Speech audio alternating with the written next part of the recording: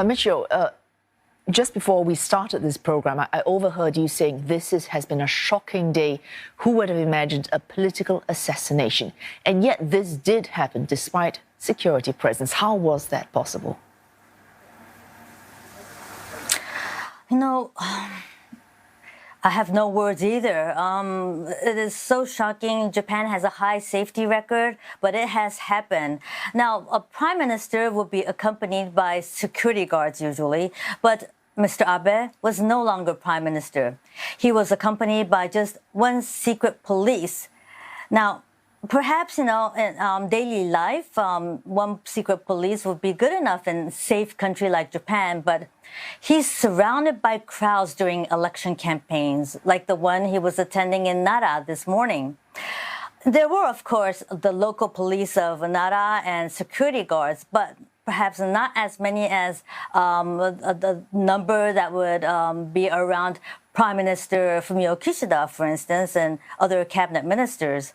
So Mr. Kishida has called out to his cabinet ministers that security must be stepped out, as he and cabinet ministers are planning to go out for election campaigning Saturday, and voting day will take place on Sunday as scheduled. And you see, in Mr. Abe's case, he was holding a campaign on flat ground in front of a train station, near a bus stop, and easily anybody could pass near him. And this gunman went behind him and shot twice.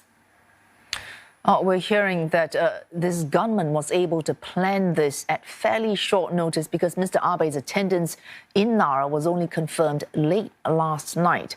How could this have happened on such short notice? Well, we're actually waiting for more information about how the gunman gained information and whether he was really targeting Mr. Abe. Initially, Mr. Abe was not expected to be in Nara, but to Nagano.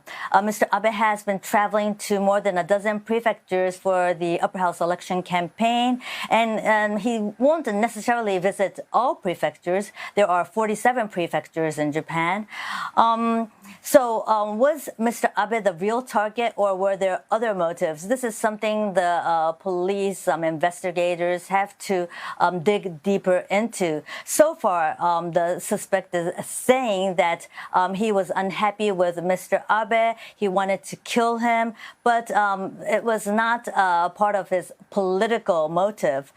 So we have to find out more. What investigators did find was there were explosives in the apartment of the suspect. And what was he going to use these explosives for?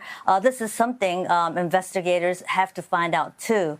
Now, how the election campaign here in Japan works is, for instance, the ruling LDP, they will post the schedule of prime ministers and former prime ministers the day before. And usually for other high-profile members of the party, their schedule will be posted 2 or 3 days before. So it's all about how to attract a big crowd. That's the most important point of posting the schedule of high-profile members. And let's see how many will be drawn to election campaign on Saturday, which will be the last day for the election of the upper house campaign. All right, thanks for that. Michio Ishida speaking to us there from Tokyo.